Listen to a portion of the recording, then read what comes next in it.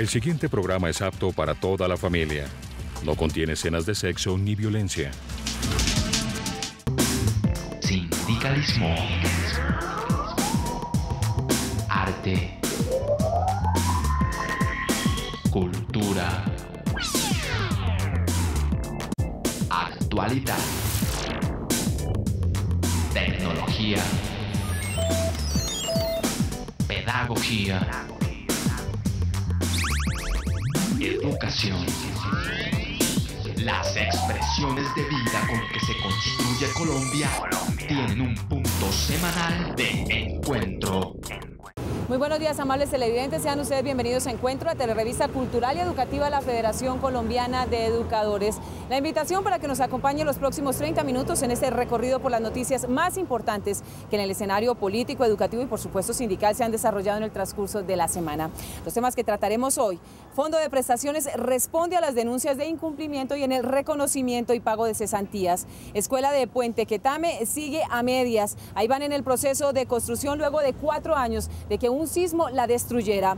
Panorama ensombrecido y lleno de retos por superar, así inicia la educación en el 2012. Mi nombre es Omaira Morales y aquí inicia Encuentro. Encuentro. Hablamos con el Fondo de Prestaciones del Magisterio para saber cuál es la realidad frente al reconocimiento y pago de cesantías. Pues a la Federación Colombiana de Educadores llega un sinnúmero de preguntas y comunicados de nuestros educadores, pues obviamente preguntando qué pasa con el pago de este derecho constitucional que es la prima. Yo solicité la pensión de reconocimiento de la pensión el 1 de junio del 2011 y me notificaron ahorita en enero. Y me dijeron que tenía 45 días hábiles para que la supervisora me girara la plata. Este es el sentir de muchos educadores en el territorio nacional con respecto al reconocimiento y pago de cesantías y pensiones. Para el vicepresidente del fondo, el organismo está al día por estos conceptos, pero explica por qué se presentan los retrasos. Es posible que hayan presentado algunos retrasos en el pago, reconocimiento y pago de cesantías parciales y cesantías definitivas durante el 2011. Pero eso hay que mirarlo desde otro punto de vista, no desde el punto de vista de la fiduciaria como administradora del fondo. El decreto 2831 de 2005 establece que las solicitudes de prestaciones económicas se hacen en las distintas secretarías de educación. Esas solicitudes que hacen los afiliados al fondo luego son remitidas por la Secretaría de Educación con un proyecto de acto administrativo que debe ser revisado por la fiduciaria como administradora del fondo. Una vez se revisa, si sale aprobado, se devuelve a la Secretaría de Educación para que sea notificado al afiliado el reconocimiento de la prestación económica. Cuando es notificado y queda ejecutado el acto 5 días después de la notificación, nuevamente vuelve la fiduciaria para incluirlo en nómina y proceder con el pago. Sin embargo, la estadística que maneja el propio fondo sobre las demandas que ganan los maestros por incumplimiento indica que se debe mejorar el proceso, porque el dinero que se paga por cada día de mora afecta la liquidez del FOMAC. Si nos podemos mirar la estadística de procesos, más o menos un 40% de los procesos del 100 le están prosperando a favor del solicitante. O sea, el promedio es 60, no prospera, 40% sí está prosperando. Hay que mejorar y se están tomando todos los correctivos. Nosotros, como administradores del fondo que somos, nosotros somos un pagador realmente en la administración del fondo, constantemente estamos remitiendo comunicaciones tanto al Ministerio de Educación, porque nosotros hacemos parte del presupuesto del Ministerio de Educación, y estamos también remitiendo comunicaciones al Ministerio de Hacienda para buscar que esos traslados sean de manera oportuna. Sobre el pago de pensiones, Jorge Peralta informó que se definió otro cronograma en el marco de la ley con el fin de evitar mora en la consignación de las mesadas. La información que quiero suministrarles es que a partir del mes de noviembre del 2011 el pago de la mesada pensional es los días 25 de cada mes. Hubo una excepción en el mes de diciembre porque el día 25 cayó domingo y pudimos hacer el pago el día 22. Eso fue una excepción por tratarse del mes de diciembre y por tratarse de fiestas. Pero a partir del mes de noviembre se dispuso que eran los días 25. Sobre intereses a las cesantías, el anuncio es que se pagarán en la nómina de abril y que el porcentaje lo determinará la DTF, mientras el proyecto que busca que sea el 12% anual es aprobado en el Congreso. Y después de 4 años continuamos con obras inconclusas en materia educativa. Un ejemplo, la Escuela de Puente Quetame.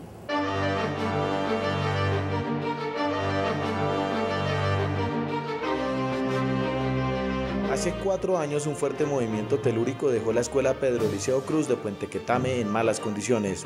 Durante el mismo tiempo, maestras y niños debieron trabajar en estas aulas de tabla. Duraron 4 años los niños aguantando tierra, barro, para poder recibir sus clases. La sede secundaria del técnico comercial también resultó afectada. Durante 4 años nadie hizo nada, pero el año pasado, a un ritmo vertiginoso, el gobierno nacional y el departamental reemplazaron las aulas dañadas del Instituto Técnico y a pocos metros construyeron una nueva sede. Este año el rector quería pasar a los niños de la escuela de tablas a la sede de secundaria y trasladar el bachillerato a la nueva infraestructura, pero se encontró con un detalle que le aguó la fiesta. La nueva planta física muy bonita, bastante amplia, pero con el problema que no la entregaron con toda la adecuación del alcantarillado. Entonces yo tenía la preocupación de arrancar este año porque cómo va a tener estudiantes sin las debidas instalaciones o el acueducto y el alcantarillado funcionando. Los maestros, angustiados por la posibilidad de quedarse sin niños por falta del alcantarillado, incluso propusieron sacar dinero de su propio bolsillo para una solución provisional.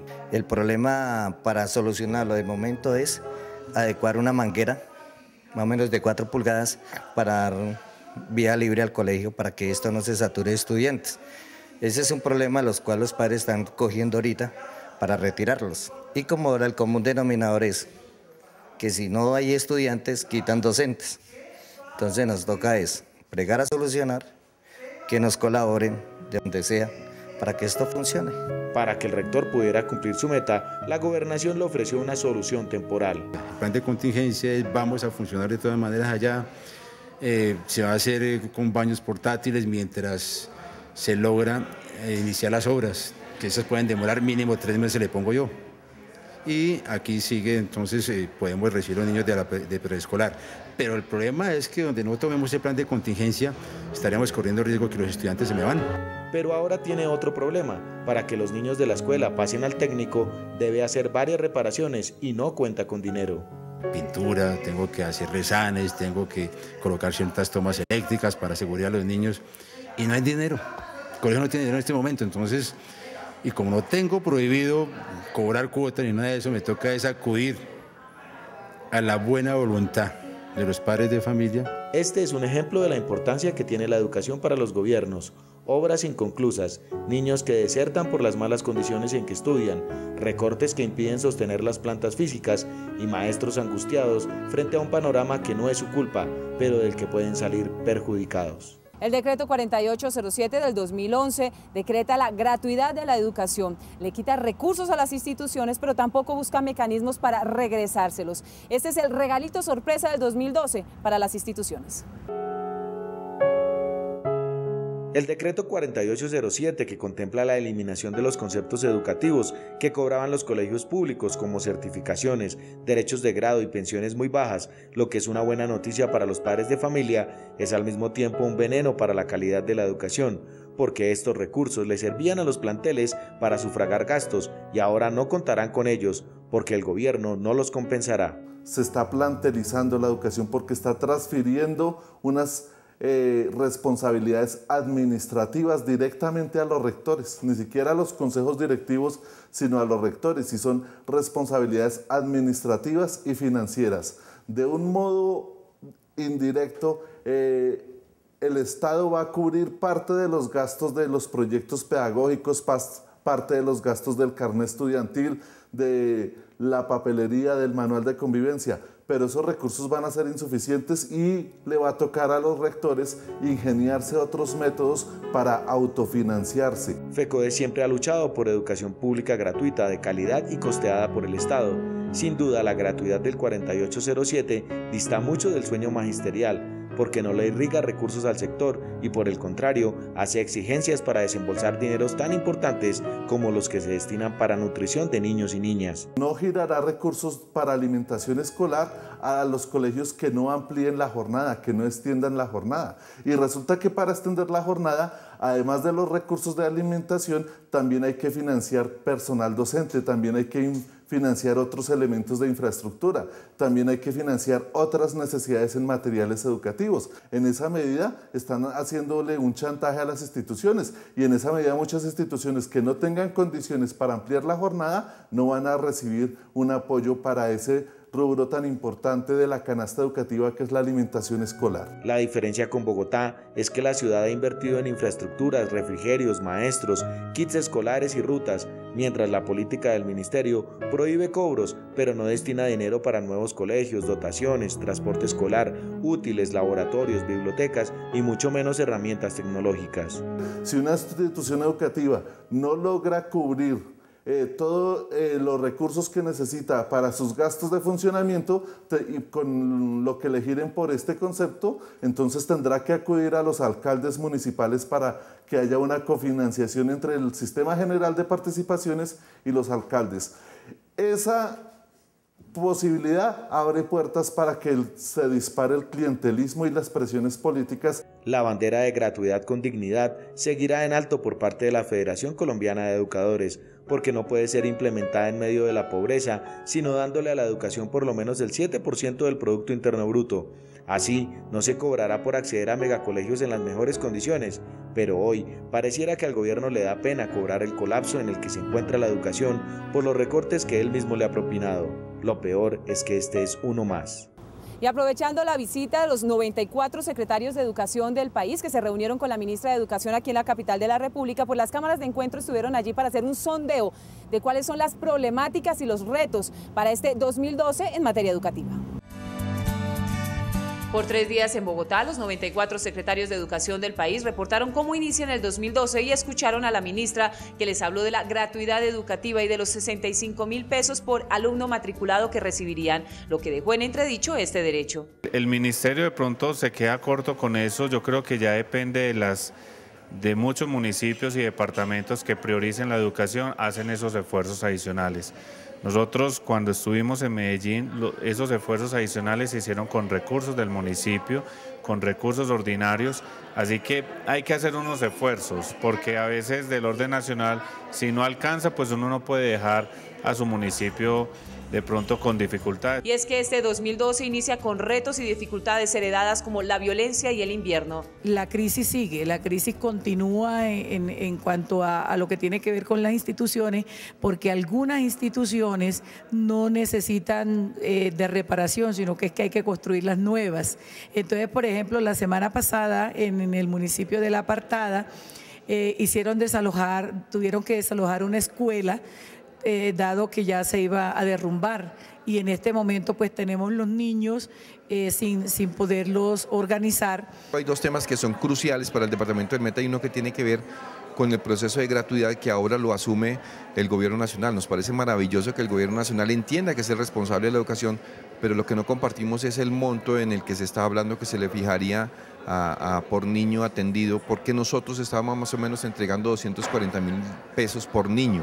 Ellos están hablando de dar entre 65 y 95.000 pesos, lo cual sería muy complicado para nosotros.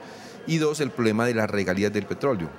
Nuestro departamento es víctima del raponazo de las regalías. Retos fundamentales: Antioquia no tiene cobertura del 100%, está en el 92%, lo cual lo tenemos pues entre ceja y ceja para lograr el 100%. Muy bajos los niveles de calidad en Antioquia y muy pocas oportunidades para los jóvenes de Antioquia para terminar, por ejemplo, la media, muy baja cobertura en 10º y en 11. Pero también inicia con buenas noticias. El 20 de enero a las 7 de la noche ya le estábamos pagando a los docentes. Y por supuesto que vamos a tratar de seguirles pagando de una manera muy oportuna, porque ellos tienen derecho a su salario y a que ese servicio educativo sea realmente pagado en los tiempos establecidos.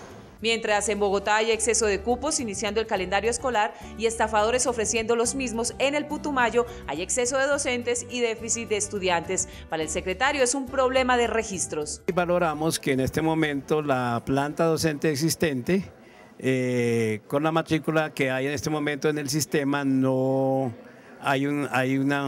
podrían sobrar docentes. Entonces, estamos haciendo una campaña. Un sondeo que evidencia la crisis educativa que vive el país en medio de la utopía de la gratuidad educativa. Encuentro. Radio Revista Encuentro. Encuentro. Programa institucional de FECODE. Encuentro. Sindicalismo, arte, cultura, actualidad, tecnología, pedagogía, educación. Encuentro. Las expresiones de vida con que se construye Colombia tienen un punto semanal de encuentro. Todos los sábados a las 7:30 de la mañana por Colmundo Radio.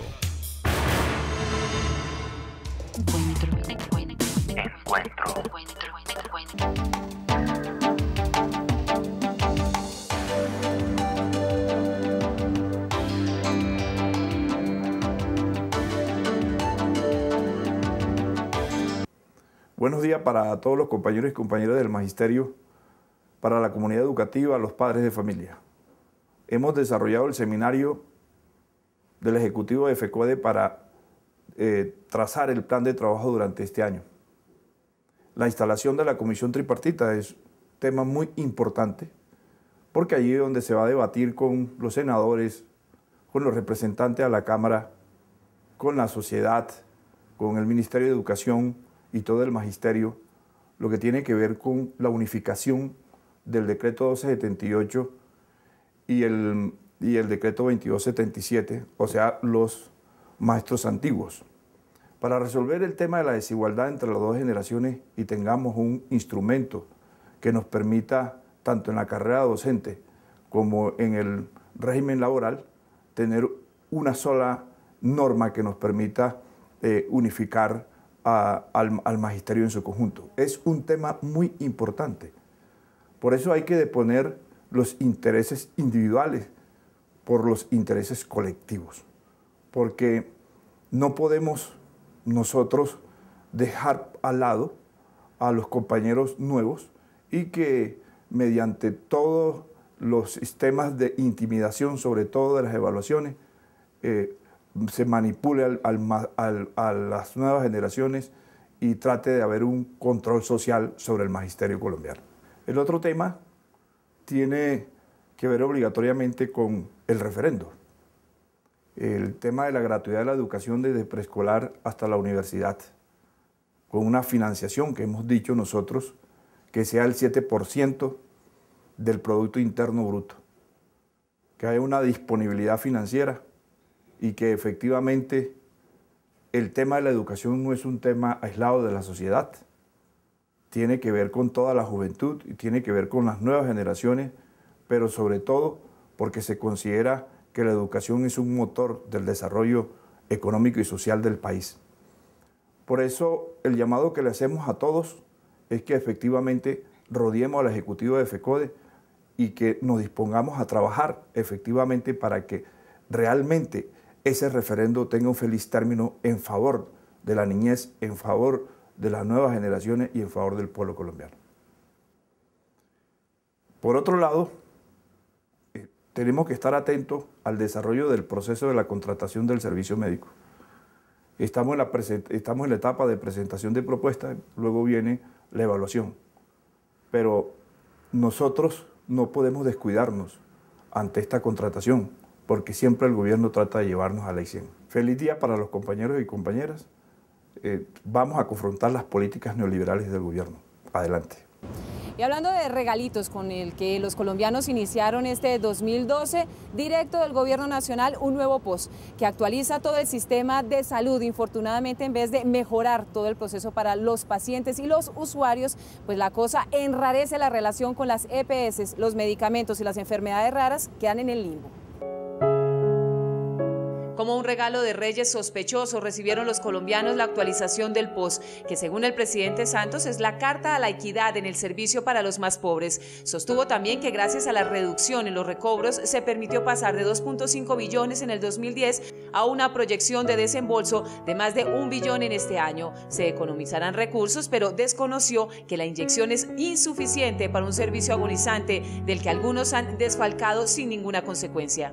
Tiene grandes inconvenientes y los grandes inconvenientes radican en 3 razones fundamentales. Uno, que es el flujo de los recursos. Ya han dicho algunas EPS que el valor de la UPC, que es el valor que le pagan a las EPS por cada ciudadano a través del FOSIGA o de la subcuenta de compensación o la de solidaridad para el régimen subsidiado, no alcanza para cubrir ese pozo. Entonces en pocos meses nos vamos a encontrar con la manifestación de que el dinero no alcanzó y se empiezan a negar servicios. Ya los hospitales, las clínicas van a tener que atender a esos pacientes y el paciente le va a reclamar al hospital o a la clínica que lo atienda. Entonces el problema lo van a heredar, lo van a asumir esencialmente los hospitales y las clínicas. Que se incluyeron nuevos medicamentos y enfermedades para ser cubiertas, que se reduciría la tramitología y el tiempo para la asignación de citas con especialistas. Suena muy bonito, pero la realidad es la que viven los pacientes, que desde el 1 de enero ven la cosa igual o peor, porque ni en las EPS tienen claro cómo se ejecutará el nuevo POS. Tanto así que las enfermedades catalogadas como raras y los enfermos mentales quedaron sin atención y nadie se hace cargo de ellos. El país necesita un plan integral de servicios suficiente, lo suficientemente amplio, lo suficientemente integral y por encima de todo, que garantice la atención de los colombianos sin ningún tipo de restricciones. Este POS algo ayuda, pero no es suficiente. En deuda continúa el sistema de salud con todos los colombianos. Lamentable decirlo, después de 20 años. Que si no le despachan los medicamentos, la EPS es responsable para hacérselos llegar a su casa en un lapso no mayor a 3 días. Eso habrá que verlo porque ¿quién va a asumir ese gasto? Y en cuanto a los especialistas, hay otro dolor de cabeza y es el manejo de las complejidades en los hospitales. Es decir, que los médicos generales estarán aptos para realizar cirugías. Todo por reducir costos. Nuevamente la cobertura por encima de la calidad. Crean una barrera de acceso. En lugar de generar un acceso a la prestación de los servicios, van a generar problemas de acceso a la prestación de servicios y sobre todo en la calidad de la atención a los pacientes. La situación en materia de derechos humanos para el magisterio colombiano es realmente preocupante. Eso con el resurgimiento de los grupos paramilitares, la guerrilla y los ataques que estos han venido realizando en todo el territorio nacional. Nuevamente, los maestros y las maestras están en el ojo del huracán. Estamos inmersos en un genocidio sin precedentes en la historia de Colombia. Ya la cifra es de 957 educadores asesinados al 31 de diciembre de 2011, de los cuales 264 en la era de la llamada seguridad democrática, 27 en el 2010 y 21 en el año que acaba de culminar. Si el balance en derechos humanos hasta el año pasado es lamentable, el inicio de 2012 no marca diferencia. Los sindicatos filiales de FECODE ya reportan decenas de amenazados por diferentes actores del conflicto y bandas delincuenciales. Pero la peor tragedia la informó Vladimir Mayel, presidente del Sindicato de Educadores de Casanare. Queremos hacer la denuncia pública del vil asesinato de nuestro compañero Luis Carlos Sepúlveda Pérez, del municipio de Atocorozal, el cual se desempeñaba como docente en la vereda de Guayureme. Los sucesos sucedieron el 23 de enero y también asesinaron a su esposa, Gloria Marlene Osorio, y a otras 2 personas. En total fueron 4. Ni el educador ni su esposa manifestaron ser víctimas de amenazas y hasta el momento no hay indicios o testigos que brinden información sobre los autores de esta masacre. El profesor Luis Carlos Sepúlveda sí había solicitado traslado, pero por motivos diferentes. Hablé personalmente con el rector y él me manifestó que el docente sí estaba solicitando traslado al casco urbano porque ya llevaba 3 años en esta escuela y vio pues la oportunidad, pero no se dio. En ningún momento él manifestó amenaza ni extorsión de ninguna índole. Para detener el desangre del gremio es necesaria la pronta actuación de las secretarías de educación y los comités de amenazados, porque el accionar de bandas criminales, BACRIM y guerrilla no se detiene. El mes de diciembre, lo que ha corrido de este año, ya tenemos el caso de 4 maestros amenazados y también 5 extorsiones. Entonces, como vemos, no tenemos seguridad los maestros para desempeñar nuestra función como docentes y pues nuestra profesión sigue siendo de alto riesgo por la intolerancia política y social. FECODE y CIMAC demandan de las autoridades el esclarecimiento de este acto cruel que enluta al magisterio y a los actores armados el respeto de la escuela como territorio neutral y de paz. Y como ya es tradicional, el profesor Zeney Niño Avendaño, presidente de la Federación Colombiana de Educadores, nos editorializa nuestro espacio de hoy.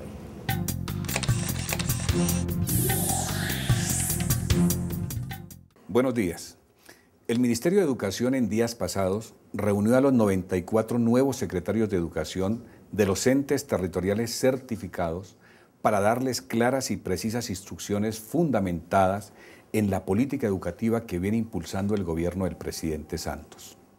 Consiste esta política en la privatización de la atención a la primera infancia, la destrucción del nivel educativo preescolar que estaba a cargo del Ministerio de Educación, lo que se constituye en el más grande desprecio gubernamental por la educación preescolar de 3 grados, que es sin lugar a dudas piedra angular del proceso educativo reconocido por el mundo académico y pedagógico.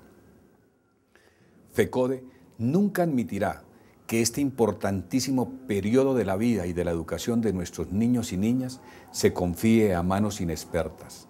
Reclamamos que sean las educadoras y los maestros formados profesionalmente quienes tengan bajo su responsabilidad la enseñanza de estos menores y no las madres comunitarias. No estamos en contra de que el bienestar familiar prodigue cuidado y atención en materia de nutrición y salud, pero repito, un gobernante responsable no puede jugar con la educación más importante como es la preescolar, porque los padres de familia que tengan posibilidades económicas frente a este despropósito y abuso gubernamental tendrán que matricular a sus hijos menores en colegios privados de preescolar, pero no lo podrán hacer los padres pobres, quienes dejarán a sus hijos sin esta educación.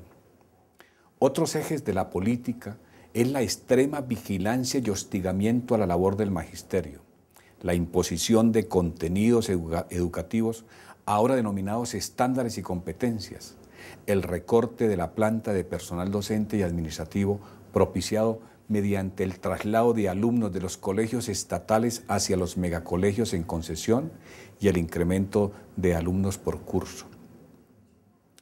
A pesar de los grandes anuncios por los medios de comunicación, la gratuidad de la educación, lejos de ser una realidad, se ha convertido en un eslogan propagandístico. El gobierno anuncia, sanciona a los rectores que exijan algún cobro a padres de familia, y a cambio el gobierno da una pírrica suma cercana a los 60.000 pesos por alumno al año, como si con esa ridícula cantidad se pudiera responder por transporte, nutrición, útiles, uniformes. Una verdadera gratuidad debe garantizar a todos los niños y niñas no solamente el ingreso a la escuela, sino su permanencia en condiciones dignas. Se ha afirmado por parte del gobierno que ahora corren los recursos tras los niños y no tras la nómina de los maestros, afirmación falsa por cuanto los recursos del Estado ahora realmente han ido a parar al bolsillo de los intermediarios que manejan los colegios en concesión y por convenios.